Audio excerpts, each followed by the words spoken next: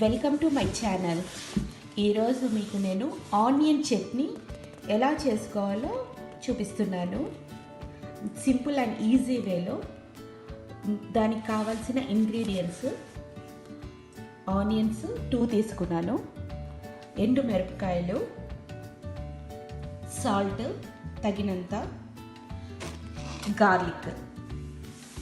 ఇప్పుడు మనము వీటన్నిటి నుంచి ఆనియన్స్, ఎండుమిరపకాయలు, గార్లిక్ వీటన్నిటిని ప్యాన్లో 1 టేబుల్ స్పూన్ వేసుకొని ఫ్రై చేసుకోవాలి. ఇక్కడ ప్యాన్ పెట్టాను.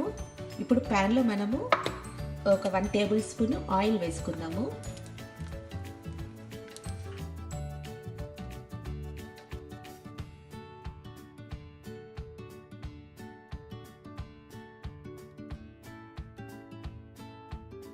ఆయిల్ కొంచెం హీట్ అయిన తర్వాత గార్లిక్,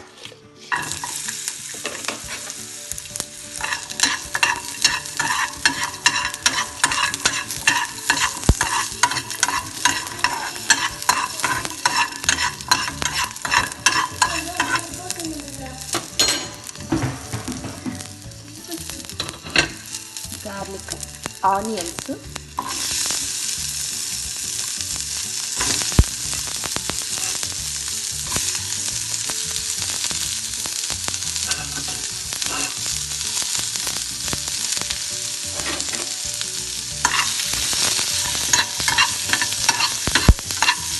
వేసుకొని కొంచెము ఇవి ఇలా ఫ్రై చేసుకున్నాము.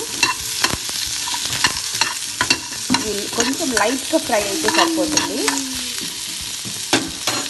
ఆ తర్వాత ఎండు మిరపకాయలు,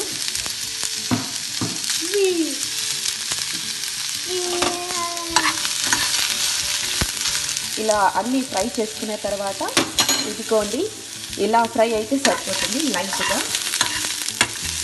ఇలా ఫ్రై అయిన తర్వాత కొంచెము స్టవ్ ఆఫ్ చేసి